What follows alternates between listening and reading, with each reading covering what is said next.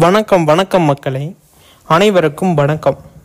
இன்று நாம் பார்க்கக்கூடிய முக்கியமான தகவல் என்ன அப்படின்னு பார்த்தீங்க அப்படின்னா, 40 to 60 வயதுக்குள்ளே இருக்கிறீங்க வங்கி கணக்கு உள்ளவர்களுக்கு பார்த்தீங்க அப்படின்னா, நாளை முதல் 4 விதமான முக்கியமான அறிவிப்புகள் வெளியிட போகிறாங்க.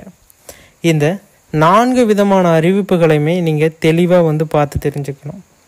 முக்கியமாக அனைத்து விதமான மாவட்டங்களிலையுமே இது செயல்பட்டு வருகிறது. ஒவ்வொரு மாவட்டத்திலையுமே வேறுபாடுகள் இருந்தாலுமே செயல்பாடுகள் அப்படிங்கிறப்ப எல்லாமே ஒன்று தான். 38 மாவட்டத்தில் இருக்கக்கூடிய 40, 50, 60 வயதிற்கு மேல் உள்ளவர்களுக்கு பார்த்தீங்க அப்படின்னா அதிரடியான அறிவிப்புகள் கொடுத்துருக்காங்க.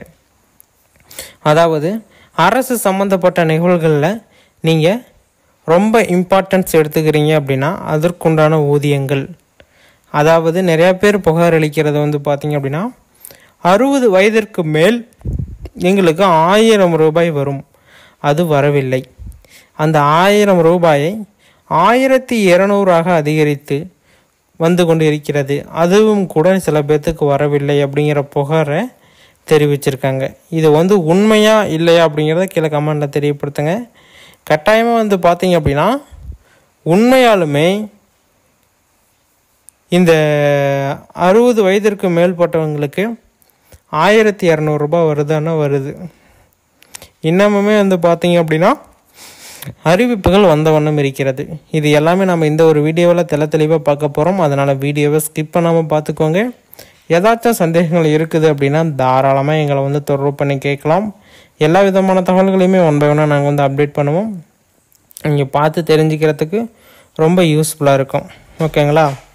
ஃபஸ்ட்டு ஒன், நீங்கள் என்ன நம்ம சேனலை சப்ஸ்கிரைப் பண்ணல அப்படின்னா உடனடியாக சப்ஸ்கிரைப் பண்ணி அந்த பெல் ஐக்கானை கிளிக் பண்ணி வச்சுக்கோங்க. அப்போ தான் பார்த்தீங்க அப்படின்னா இன்னும் நிறைய விதமான தகவல்களை நீங்கள் தெரிஞ்சுக்க முடியும்.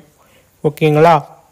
ஆதரவற்ற நிலையில் உணவுகள் பார்த்தீங்க அப்படின்னா கொடுக்குறாங்க.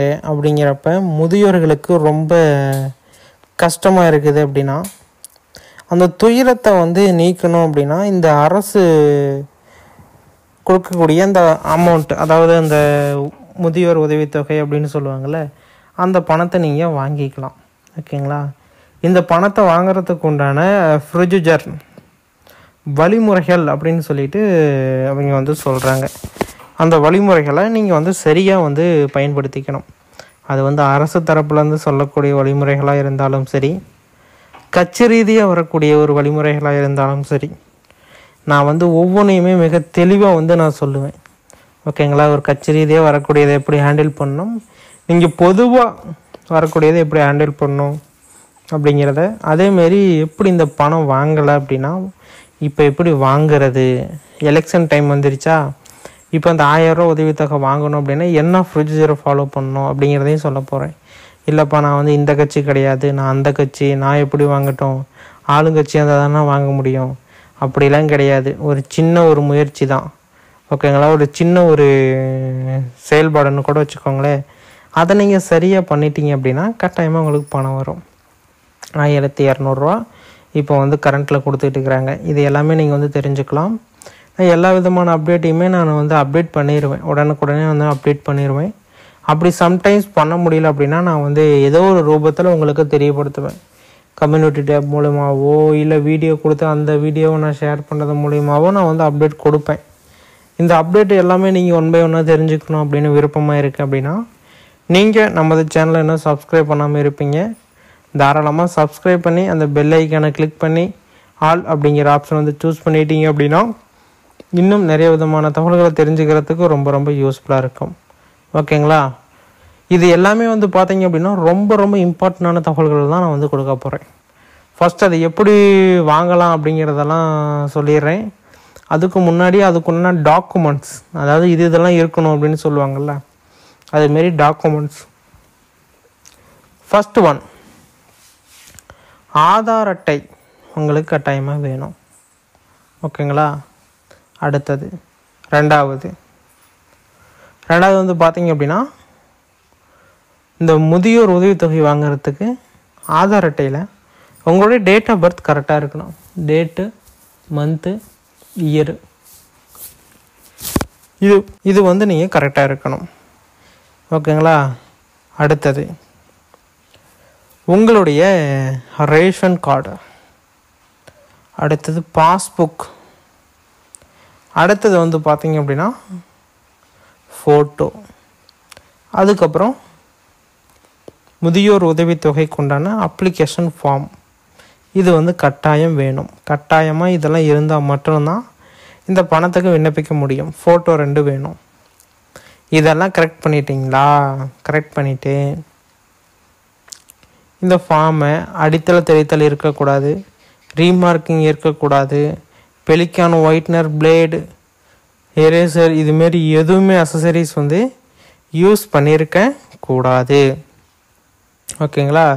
அப்படி அந்த அசசரிஸ் எல்லாம் நீங்கள் யூஸ் பண்ணியிருக்கீங்க அப்படின்னா நீங்கள் அந்த ஃபார்மை விட்டுட்டு வேறு ஒரு ஃபார்மை வாங்கிக்கிறது ரொம்ப ரொம்ப பரவாயில்ல. ஏன்னா அந்த ஃபார்மை பொறுத்தவரையில் எந்த ஒரு இடத்துலையுமே அடித்தல் திருத்தலோ ரீமார்க்கிங்கோ இது எதுவுமே இருக்கக்கூடாது அப்படிங்கிறத சொல்லியிருக்காங்க.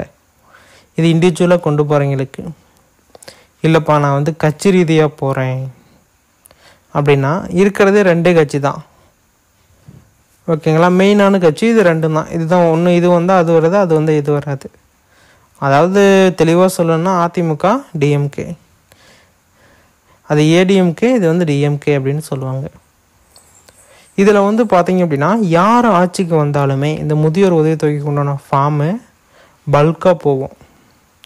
நீங்கள் வந்து ஸ்ட்ரெயிட்டாக நீங்களே உங்களுக்கு இப்போ 60 வயசு ஆயிடுச்சு அப்படின்னா நீங்கள் என்ன பண்ணுவீங்க, ஸ்ட்ரெயிட்டாக அப்ளிகேஷன் ஃபார்ம் எடுத்துகிட்டு விஓ ஆஃபீஸ் போனீங்களா, டக்குன்னு கேட்க வேண்டியதை கேட்பாங்க, கொடுக்க வேண்டியது கொடுத்தா சைன் போடுவாங்க, எல்லா ப்ரொசீஜரும் நடக்கும்.